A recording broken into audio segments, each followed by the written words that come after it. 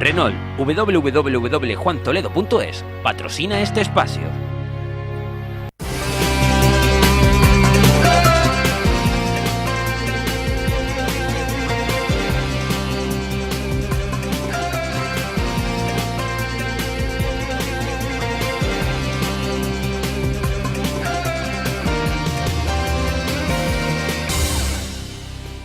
¿Qué tal? Muy buenas tardes, bienvenidos a este espacio de entrevista, este espacio en el que nos encontramos con los distintos candidatos y candidatas que aspiran a ocupar o bien una alcaldía.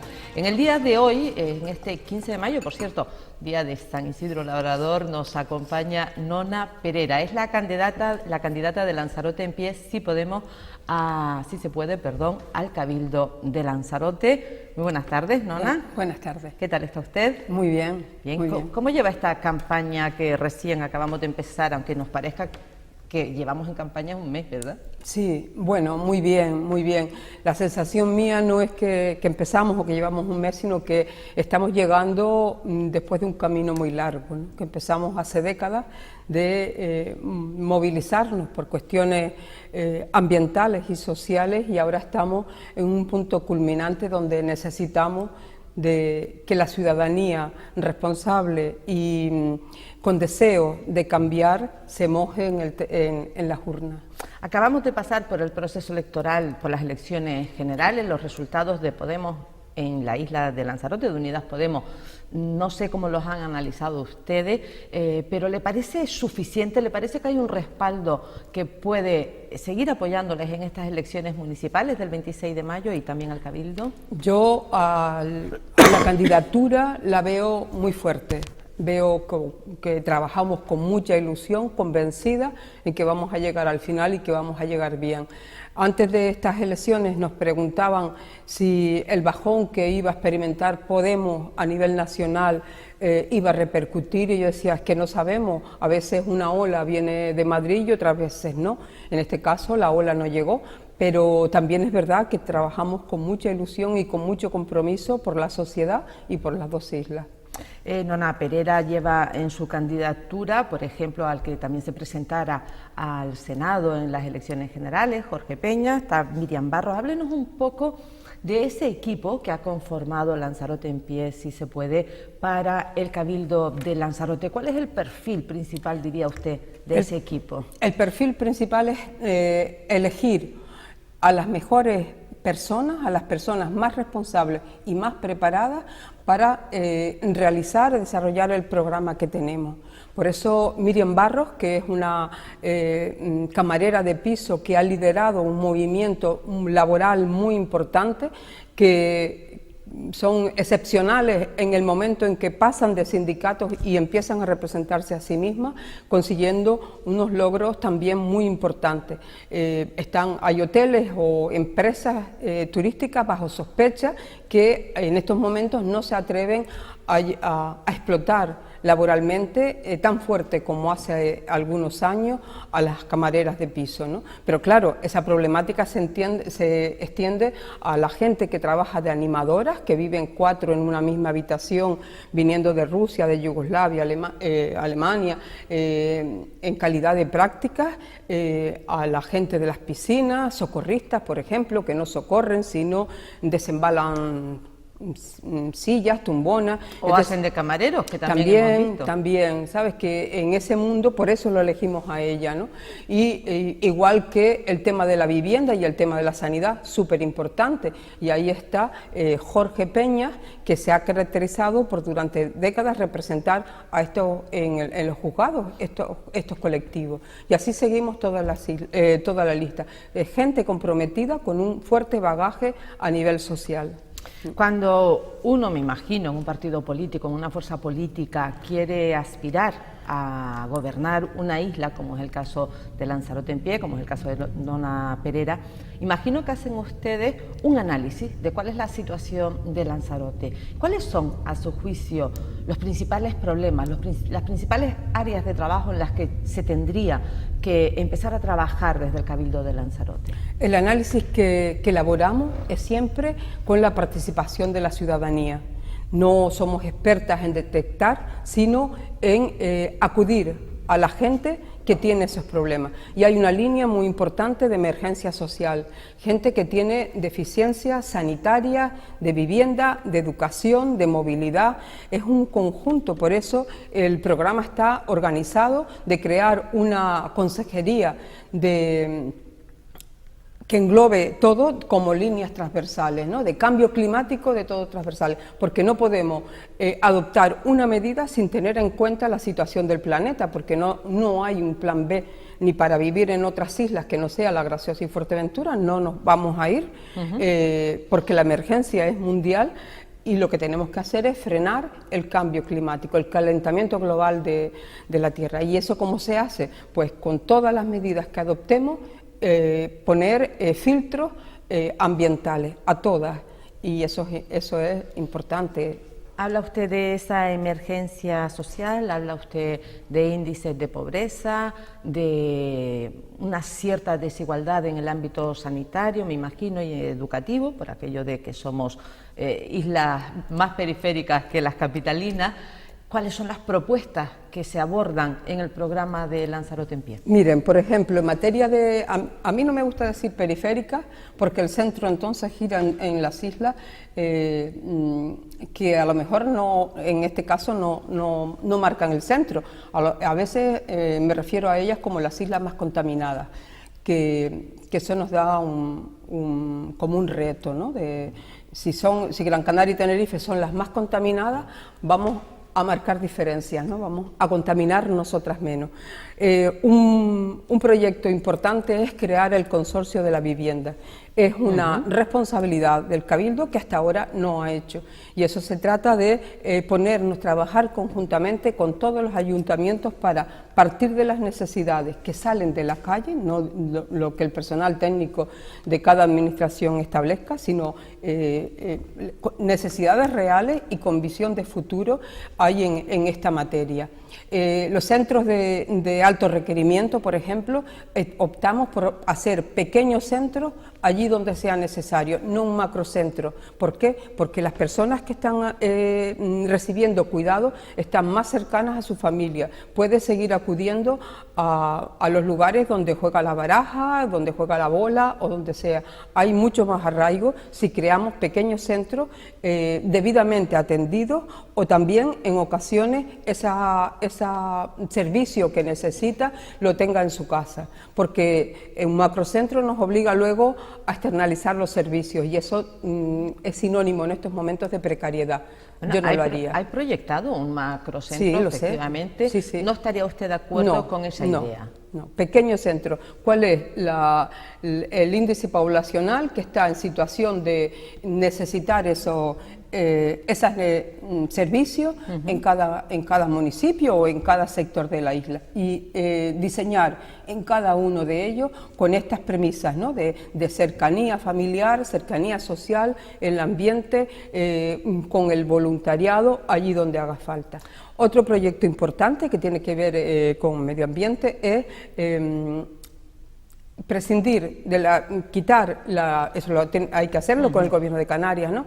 La ley del suelo, y hacer un plan insular en clave de sostenibilidad y en clave social, antes como eran los planes insulares, como es el que está redactado y la parte que está entregada, que no es legal, porque por medio surgió, bueno, justo antes de entregarlo surgió la ley del suelo, ¿no? Y eso me parece un retraso, porque no agredimos mucho más al suelo, y lo que se trata es de dejar el mayor porcentaje de suelo salvaje, sin que eso signifique potenciar el sector primario, que es uno de nuestras principales bases. Precisamente para el sector primario, que parece, a mí me da la impresión en ocasiones que tiramos de modas, ¿no? Ahora tiramos de esto, tiramos de lo otro. Pero más allá de verlo como una moda, el sector primario siempre fue en Lanzarote, hasta que el monocultivo del turismo se hizo imperante, pues siempre fue una forma de subsistir en la inmensa mayoría de los pueblos. Yo sé que Nona Perera viene del mundo del patrimonio no solo cultural, sino físico, y me gustaría preguntarle cuáles son las medidas, si tienen ustedes un interés especial en recuperar esa agricultura, ese sector primario de nuestra isla, y cómo se puede hacer, cómo se puede llevar a cabo. Primero, hay que garantizar que agricultura o sector primario y hambre o sacrificio están alejadas. No optamos por practicar una agricultura o potenciar una agricultura que tenga que ver con el pasado de hambre y desolación. Para eso, ¿qué tenemos que hacer? Aumentar el suelo, recuperar el suelo agrario, frenar el riego con aguas malas, aguas maltratadas, solo potenciar los cultivos de secano, garantizar la compra, recuperar las semillas autóctonas, aquellas que soportan bien la sequía y las plagas, las que están adaptadas a la isla. Es un abanico de medidas que la gente especializada en esta materia tiene muy bien establecida una cronología de cómo hacer, y descontaminar el suelo de aquellos cultivos que se han hecho en los últimos años con malas aguas o con cultivos, por ejemplo, como es el Jable cercano a San Bartolomé, donde parece que pasó una catástrofe nuclear, ¿no? de las malas condiciones que tiene el suelo si lo analizamos. Precisamente en esa zona se ha incentivado en los últimos tiempos el riego, cuando Crejable nunca fue una zona de riego, sino absolutamente de secano. Esas instalaciones con aguas residuales, con aguas de terciario, ¿cree usted que perjudican a la isla? Totalmente, totalmente. Hemos dado un paso hacia atrás utilizando ese tipo de agua, plantas forrajeras que no tienen nada que ver con el uso, con las semillas tradicionales, es decir, que tiene que estar todo vinculado, ganadería y agricultura y comercio, garantizar la compra, potenciar que en los centros de arte del Cabildo, los comedores escolares, las residencias sanitarias se coman productos de calidad, ecológicos, sin un tratamiento químico, y que nos abastezcamos del campo como hacía antes. Es difícil, es complejo, pero tenemos las posibilidades y tenemos las ganas y las personas especializadas para hacerlo. No hay excusa para no dar un paso hacia adelante. Ajá. Ha hablado usted antes de las residencias para mayores, del trato que desde su partido, desde su fuerza política se le querría dispensar, pero hay una parte de la población, que es la gente joven, que a lo mejor se siente huérfana políticamente, no encuentra quien les represente, no encuentra quien les proponga aquello que ellos desean oír, como pudieran ser planes culturales, planes juveniles, facilidad para que vayan fuera a estudiar. ¿Cuáles son las medidas de su partido? La opción es que se queden aquí para estudiar. Es verdad, entiendo la desilusión, porque en una isla donde hemos convivido con 200 personas imputadas por casos de corrupción, donde hay personal político, técnico y empresarial, lo hemos visto. La gente no quiere participar en la vida pública, porque si trabajas en un partido, en una asociación o en un ámbito político, eres sospechosa. Es que no tienes trabajo y entonces este es tu medio de vida. ¿Por qué? Porque hay personas que llevan 25 años donde la política ha sido su medio de vida. Esto hay que acabarlo ya. Entonces, ¿qué se ofrece a los jóvenes? ¿Cómo es posible que aquí, por ejemplo, no te puedas formar como fontanero? ¿Cómo es posible que tengamos 3 millones de turistas y tengamos una escuela universitaria en precario, con instalaciones prestadas, sin posibilidad de ampliar, sin que se desarrolle un trabajo de investigación? Porque podemos exportar un turismo del conocimiento. Lanzarote y La Graciosa son islas excepcionales para experimentar como reserva de la biosfera y también para investigar muchos aspectos del turismo, pero no, tenemos una escuela de enfermería también en precario en sus instalaciones, en lo que puede hacer el alumnado, ¿no? Y después hay materias como fontanería que tienes que salir fuera. Me imagino que no es solo el fontanero, que a lo mejor hay otros oficios, otras profesiones en las que no se puedan formar en la isla. Por tanto, ¿abogarían ustedes, en primer lugar ha señalado lo de las 2 escuelas universitarias de Lanzarote, turismo y enfermería, ¿abogarían ustedes por una ampliación de las mismas, por una mejora de las mismas? Por un campo universitario. Pero todo el mundo, entendemos que todo el mundo no tiene por qué estudiar, pero sí formarse. No es posible que el alumnado salga de los colegios sin una profesión, porque te vas al paro y ahí a limpiar carreteras y a ser dependientes de los planes de fomento de empleo. No podemos aumentar el círculo.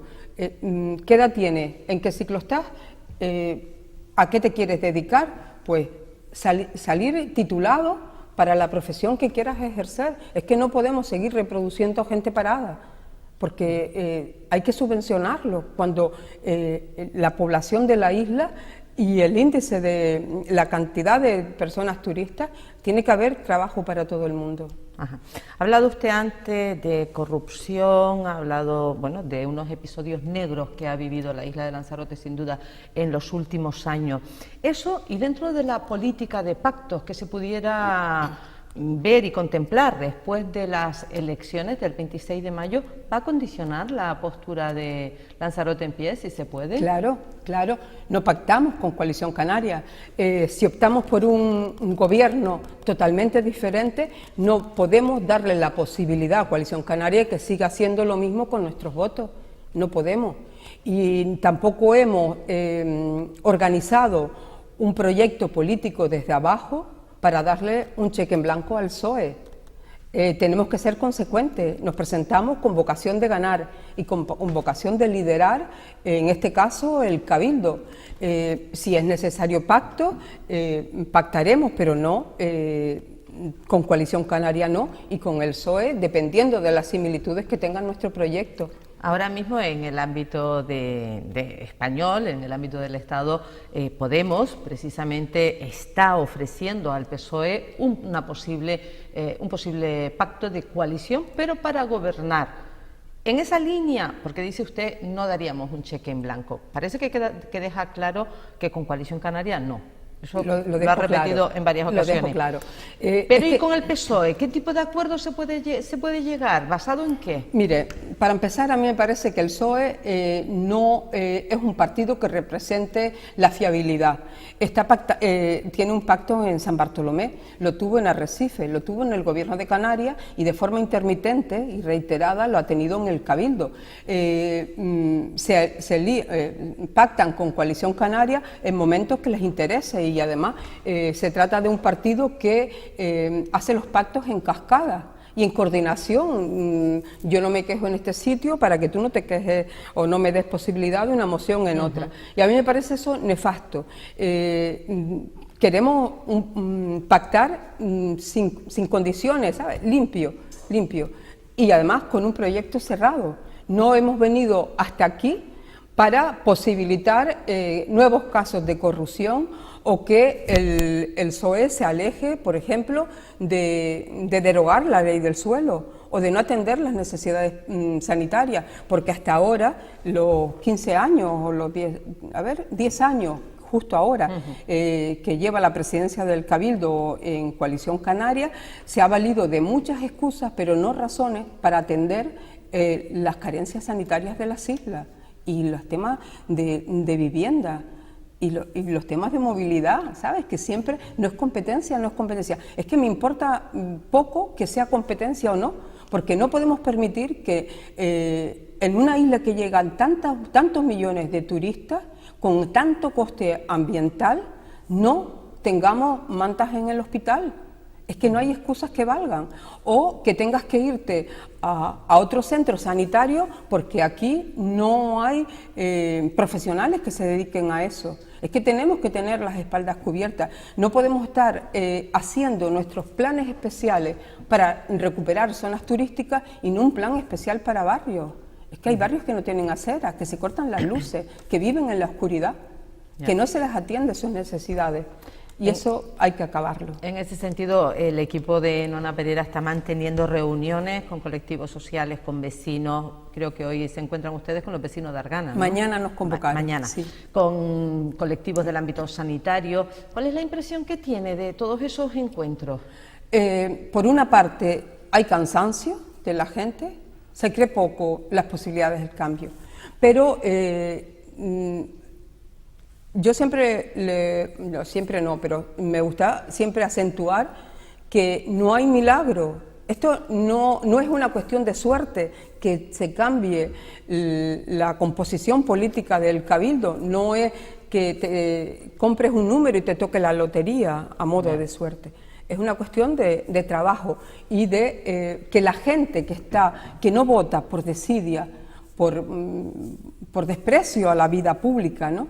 Se inmiscuya, ¿no? Se responsabilice y vote. Y la gente que está ilusionada se sume, porque una línea desde el primer momento que hemos dicho de nuestra intención de liderar la actuación política del Cabildo es que entremos con la ciudadanía, aquella a la que nos debemos.